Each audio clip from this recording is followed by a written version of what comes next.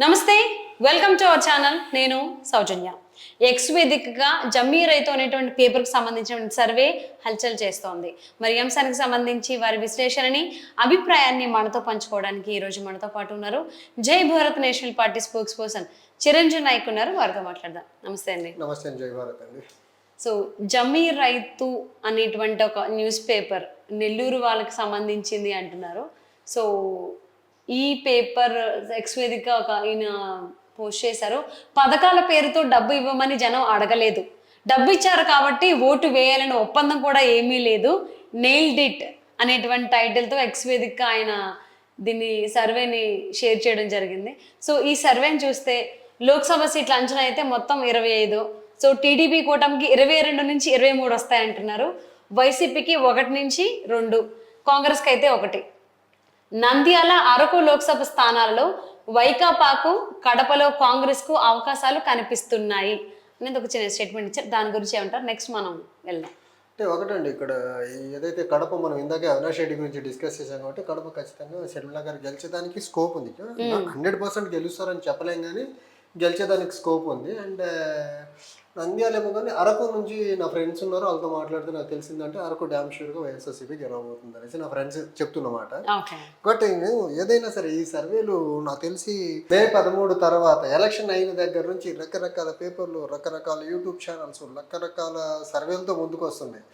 So ఏంటి ఈ excitement ఏంటో నాకు నిజంగా అర్థం కావట్లేదు. రేపు ఈ ఒక్కరోజు వెయిట్ చేస్తే రేపటికి అఫీషియల్గా అక్రాస్ ఇండియా పార్లమెంట్ ఎన్నికలు అయిపోతాయి కాబట్టి ఇంకా సో అన్ని రాష్ట్రాలు, ఏ రాష్ట్రాలకైతే అసెంబ్లీ ఎన్నికలు జరిగినాయి ఆ రాష్ట్రాలకి, తర్వాత దేశవ్యాప్తంగా పార్లమెంట్కి సంబంధించిన ఎగ్జిట్ పోల్స్ వస్తున్నాయి.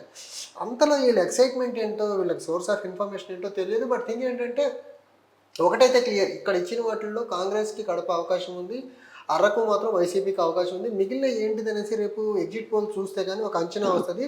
అండ్ ఎగ్జిట్ పోల్స్ కూడా 100% కరెక్ట్ అయ్యేదానికి ఆస్కారం లేదు. ఎవరెవరికి నచ్చినట్టు వాళ్ళు ఇచ్చుకుంటున్నారు. అల్టిమేట్గా ఎవరో ఒకళ్ళే గెలవాలి. ఇప్పుడు కొంతమంది ఏమో కూటమి అంటున్నారు, కొంతమంది వైసీపీ అంటున్నారు. సో అల్టిమేట్గా ఎవరో ఒకళ్ళే గెలుస్తారు. బట్ ఈ రకంగా జనాల్ని ఇంత టెన్స్ వాతావరణంలో పెట్టడం కరెక్ట్ కాదు. అండ్ సెకండ్ థింగ్, ఈ రకరకాల ప్రిడిక్షన్స్ వల్ల సొసైటీలో ఒక అనర్థం జరుగుతుంది. అదేంటంటే చాలా మంది బెట్టింగ్ సైడ్ వెళ్తున్నారు. సో బెట్టింగ్స్ వల్ల డబ్బున్న వాళ్ళు బెట్టింగ్ పెట్టుకుంటే పెద్ద వాళ్ళకి లక్షల్లో కోట్లలో పోతే పెద్ద ఇబ్బంది ఉండదు. కానీ కామనర్స్, వ్యవసాయం చేసుకునే వాళ్ళు కూడా బెట్టింగ్కి దిగేదానికి పూనుకుంటున్నారు. వాళ్ళ వల్ల రేపు జరగరాని, వాళ్ళు అనుకున్న దానికి రివర్స్ రిజల్ట్ వస్తే ఖచ్చితంగా చాలా కుటుంబాలు రోడ్డును పడతాయి. సో ఇలాంటి ప్రొడిక్షన్స్ ఇచ్చే ముందు కొంచెం సోషల్ రెస్పాన్సిబిలిటీ పెట్టుకొని ఇస్తే బాగుంటుంది. సో అదైతే ఎంపీ స్థానాలకు ఇచ్చారు లోక్సభ సీట్లకి. ఇక్కడ ఎమ్మెల్యే గెలుపు ఛాన్స్ చూసుకున్నట్లయితే టీడీపీ కూటమి 153 నుంచి 158 స్థానాలు, అంటే ఓవరాల్గా 175 ఉన్నాయి. ఆ 175లో 153 నుంచి 158 వరకు టీడీపీ కూటమి అంటున్నారు. అండ్ వైసీపీకి అయితే 15 నుంచి 20 స్థానాలు వచ్చేటువంటి అవకాశం ఉంది. అండ్ కాంగ్రెస్ అయితే 1 నుంచి 2 స్థానాలు. సో కింద ఇంకోటి నోట్ ఏంటి, చీరాల, మడకసిర, సింగనమల శాసనసభ స్థానాలలో కాంగ్రెస్ మెరుగ్గా కనిపిస్తున్నది అనేటువంటిది కూడా వాళ్ళు పాయింట్ చేశారు. దాని గురించి కాన్సెన్సస్ లో ఏ కాన్సెన్సీ గురించి కూడా నాకు పెద్ద ఫీడ్ ఏం లేదండి. బట్ ఈ కూటమికి వచ్చేసి 153 నుంచి 158 అంటున్నారు. మేబీ జగన్మోహన్ రెడ్డికి వచ్చిన 151 మార్క్ ఎక్కువ ఇవ్వాలనే ఒక ఉద్దేశంతో ఇచ్చారేమో ఒక డౌట్ నాకు అనిపిస్తూ ఉంది. కుడ్ బి, రావచ్చేమో, నాకు తెలియదు.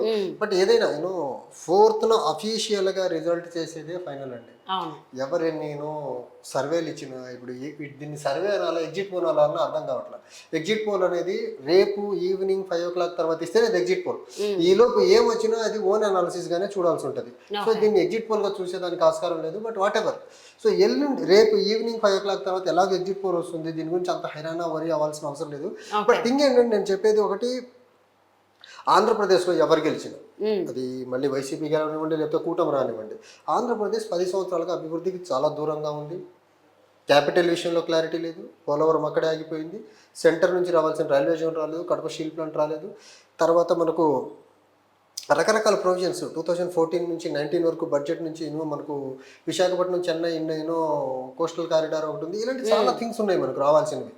వాటి మీద ఫోకస్ చేసి డెవలప్మెంట్ ఎవరు వచ్చినా సరే డెవలప్మెంట్ మీద ఫోకస్ చేస్తే బాగుంటుంది తప్ప ఇప్పుడు ఎవరో ఒకళ్ళు గెలుస్తారు అందులో ఇంకో సెకండ్ థాట్ అయితే లేదు.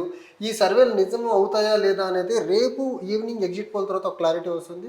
ఎవరు వచ్చినా సరే స్టేట్ డెవలప్మెంట్ మీద ఫోకస్ చేస్తే బాగుంటుంది.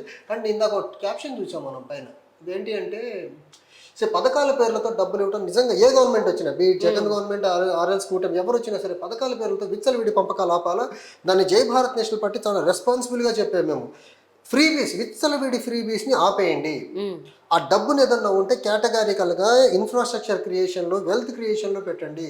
విచ్చలవిడి డబ్బు పంచడాన్ని మాత్రం జై భారత్ నేషనల్ పార్టీ ఆపుతుంది. ఇది ఖచ్చితంగా జనం ఎవరు డబ్బులు ఇవ్వమని అడగట్లా, డబ్బులు ఇచ్చారు కాబట్టి ఓటు వేయాలని ఒప్పందం కూడా ఏమీ లేదు. జనాలు పథకాల రూపంలో మాకు డబ్బులు ఇవ్వమని అడగట్లా, అట్ ద సేమ్ టైం ఓట్లకు డబ్బులు ఇవ్వమని అడగట్లా.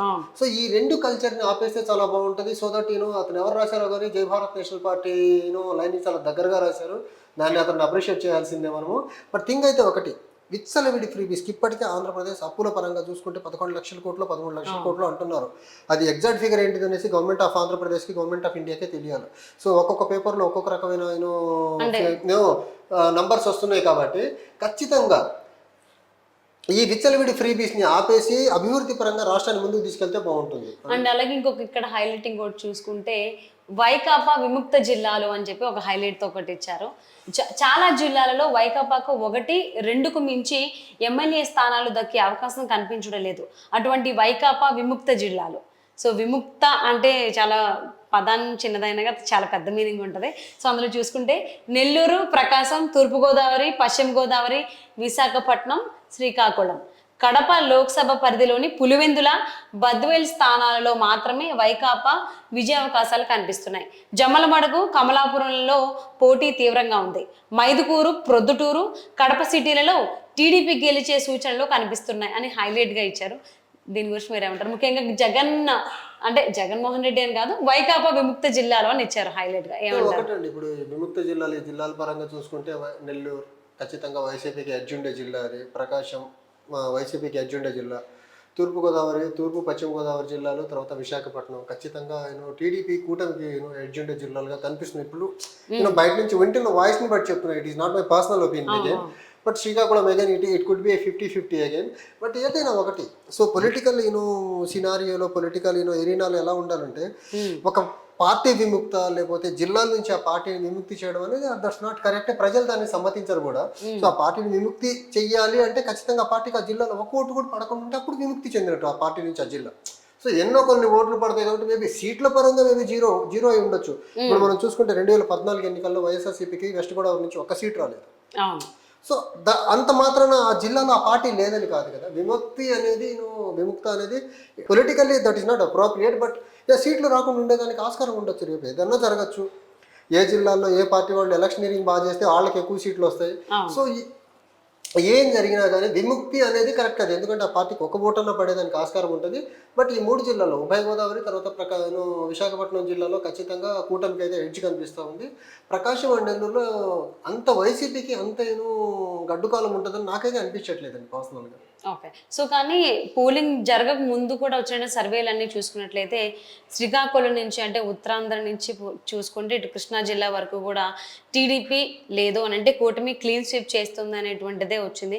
సో ఇది కూడా కొంచెం ఆ కైండ్ ఆఫ్ అంటే నెల్లూరు అటు నుంచి అప్పుడు శ్రీకాకుళం వరకు చూసుకుంటే అదే కనిపిస్తుంది సర్వేలో. బట్ ఏం జరుగుతుంది అనేది రిజల్ట్స్ వరకు వెయిట్ చేయాల్సిందే. సో చూద్దామంటే ఏం జరుగుతుంది ఏంటి అనేది ఆంధ్రప్రదేశ్ రిజల్ట్స్.